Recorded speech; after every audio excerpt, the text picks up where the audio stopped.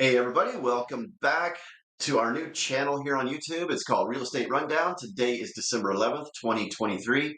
My name is Tony. We have some real estate news that we'd like to share with you. We'll get to that a little bit later, but first I want to talk a little bit about wholesaling and wholesalers.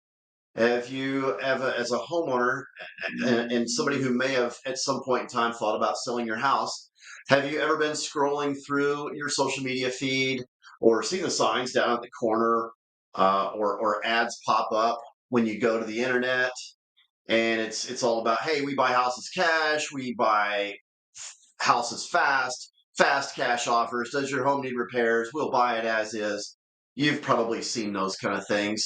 But have you ever really wondered what that's all about? Have you ever answered one of those ads and talked to one of those folks about how their cash offer works?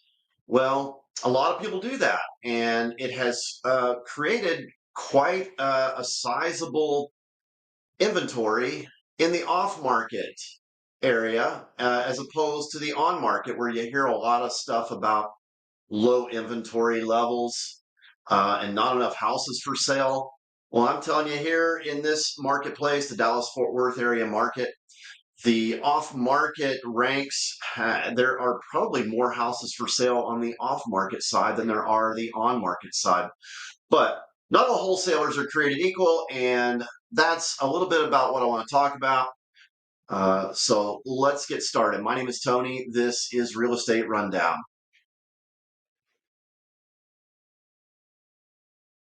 All right. So, what is wholesaling and why has wholesaling become so popular over the last few years? Well, a lot of people think it's an easy way to make money in real estate. Simple as that. They think it's going to generate tens of thousands, hundreds of thousands of dollars in cash. And there's lots of people out here sharing their stories about how much money they made and how easy it is and that sort of stuff. Well, it's not really all it's cracked up to be because it does take a lot of work. So, I consider myself to be a hybrid real estate agent. So I'm a real estate investor, of course. I'm also a licensed agent, and so I have to abide by certain ethics and rules in order to keep my licensing clean, right? So, and really, it's all about helping people in my business anyway. It's about helping people achieve their objectives. But these wholesalers, no doubt, you've seen the ads in your social media scroll. You've gotten those annoying texts. Maybe they hit you with cold calls and do you want to sell your house? Do you know anybody who wants to sell your house? Those are all wholesalers, and they have really grown in popularity. This wholesaling has really grown in popularity to the point where there are probably as many off-market properties available for sale as there are properties on the MLS these days. And you hear a lot about low inventory levels on the MLS. And it's true, there really isn't a huge selection of properties out on the MLS, but there is a pretty good selection of properties in the off-market areas where you can find properties on Facebook. I don't really recommend Craigslist or anything like that. But if you're a savvy investor, you're probably connected with other investors around town. You know who typically is able to find good properties at a reasonable discount that makes it worthwhile to consider buying a property as a buy and hold, a rental, or maybe a fix and flip. So this part of the business has really exploded. And with all these new marketing methods that these folks have, they're getting a lot of attention from potential sellers who are really curious about how the cash offer really works. And so most investors who are serious buyers, they have pretty strict formulas that they work with when they're trying to find a good property as, say, a fix and flip opportunity. These wholesalers, they go out, they've got people answering their ads on the social media. They've got sometimes I don't know anybody who's really responded to anything off of a text or a cold call, but it happens. And so these sellers are often very curious about about getting a cash offer for their property because, I mean, really, who wants to deal with a realtor parade and staging your house and all that kind of stuff? I mean, a lot of folks just really aren't ready for prime time market, which is really what the MLS is. The MLS is really the prime time market. That's where you find pretty houses. That's where you find houses that are ready to move into, where you don't have to do a lot of work to them. Now, granted that that doesn't always hold true. There are some investing opportunities out there on the MLS, but for the most part, what you find on the MLS are clean properties that are ready to move into that are priced at retail level, as opposed to the off market where you find distressed properties. You find properties that are ready for rehab, good properties that make rental opportunities. And a lot of these properties, they are occupied by tenants or sellers, and they're just not really in a great position to stage their home and invite realtors over for showings and have open houses with the cookies and all that kind of stuff. And so what they do is those sellers will typically explore their options, which is good. I always encourage sellers to explore their options. I work with a lot of sellers in these situations. Again, as a hybrid agent, I can go to any particular seller and I typically give them a cash offer first, or I say, look, I can list your house, and if it doesn't sell, then I promise to buy it at a certain price. Now, the price I'm looking to buy it at is going to be an investor level price. It's the cash offer, and most other investors around town, savvy investors who buy a lot of properties for fix and flips, for rentals, that sort of stuff, they are typically looking for properties at discounted prices. And so when I go to meet with prospective sellers and we start talking about the options of selling their home, I say, look, I can list your house and you could probably get more for it on the open market. But here's the things that we have to do in order to get that higher price. If it doesn't sell after we list it and maybe do a price reduction or two, then I guarantee that it will sell because I'll buy it and here's the cash offer for you. And so there's usually going to be a pretty big disparity there. Most sellers want to get the most that they can, right? Of course they do. Now, when I meet up with a seller and the house is truly a distress situation where it needs a lot of repairs and it seems to fit the fix and flip mold a lot better than the pretty house retail mold, then I start having conversations with that seller. I say, look, your house is probably a better fit for an investor.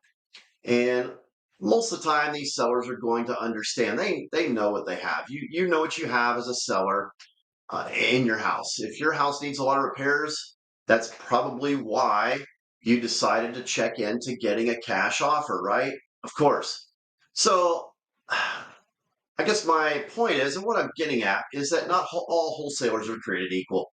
And what I mean by that is when I go out and talk to a seller and I say, look, like the other day, I went to meet a seller, and this happened twice in the last week or so, where I go out and I meet with a seller, build up some rapport, have some good conversations. We talk about what their options are, and then I make them a cash offer for their property. I say, look, at this price, we can move the house quickly. We can achieve your objectives.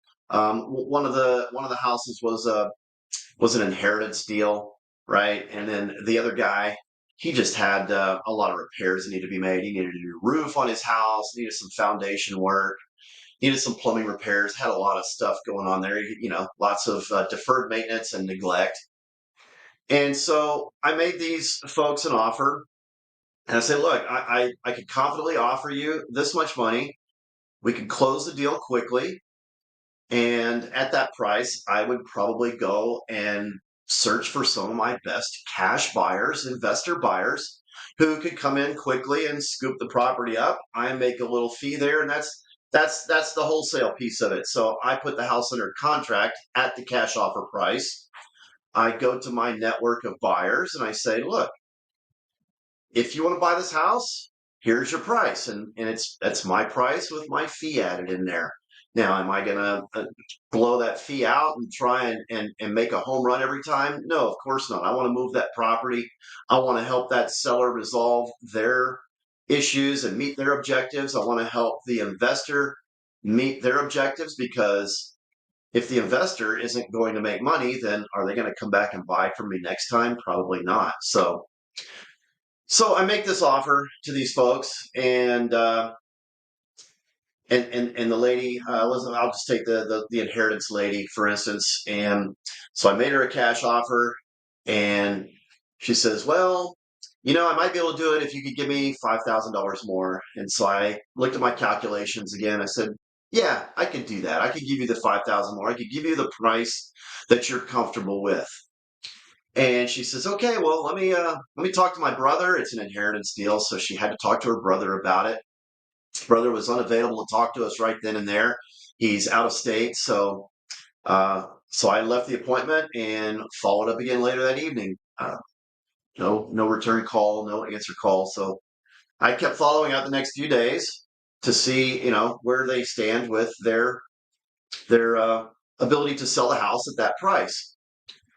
Well, after about a week of no return calls, she basically ghosted me. And because I'm on every wholesaler's list, I see the property come across from another wholesaler at a price that was about $50,000 higher than what I had offered her.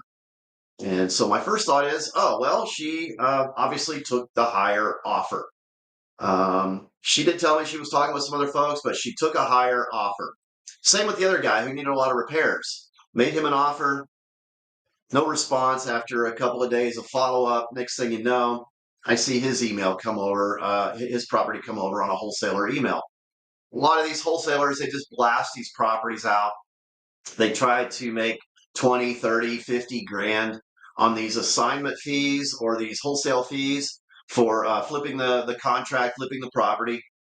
And it gets a little bit out of control, because these folks are trying to make a home run every time, when really what they're doing is they're advertising a house. They're securing the deal by offering a higher price. They know these wholesalers, in most cases, they know that they have to beat out the other wholesalers in order to get the deal. How do you beat the other wholesalers out?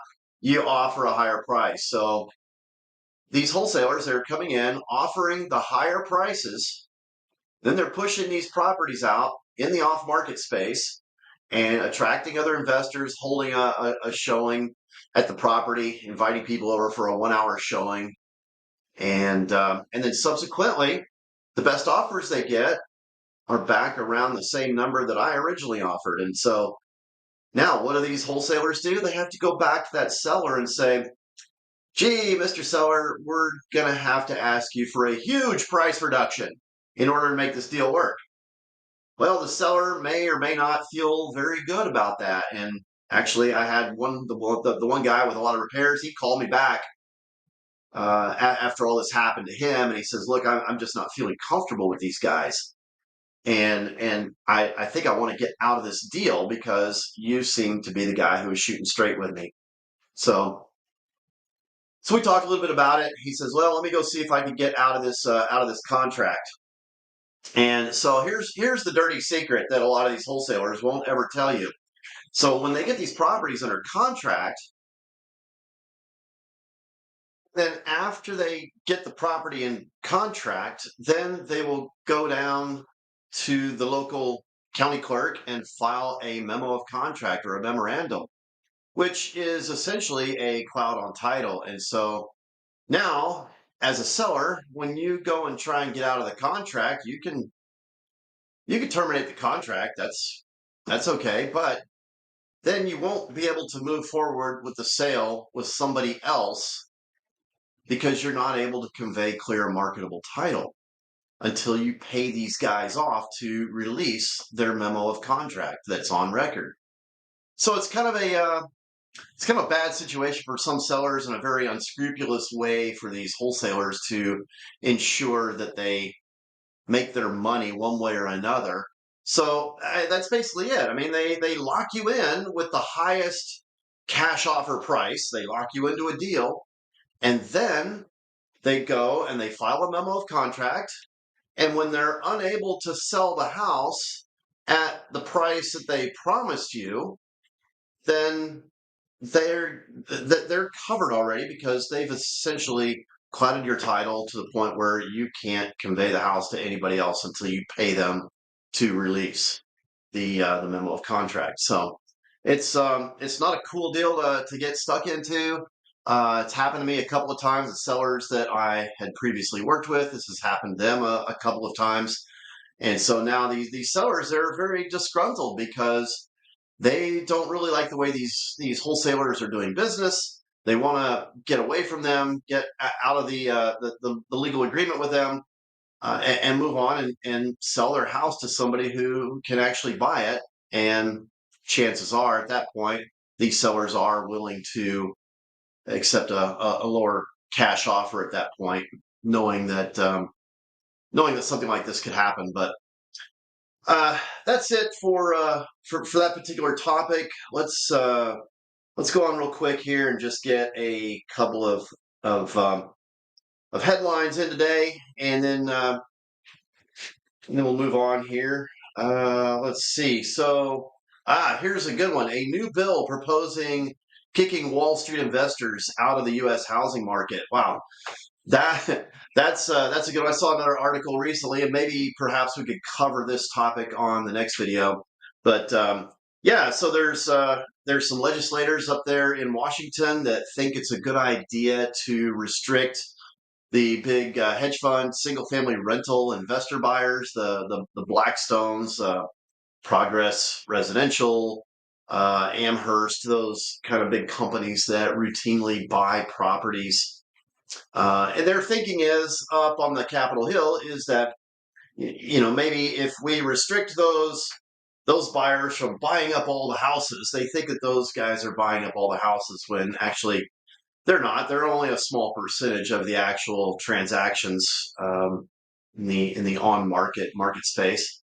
But the legislators are thinking that if they keep these properties from being bought by the big companies, then it gives the little guy a little more chance, and perhaps it will create more inventory in the marketplace. Not so sure that's a really great way to go about it.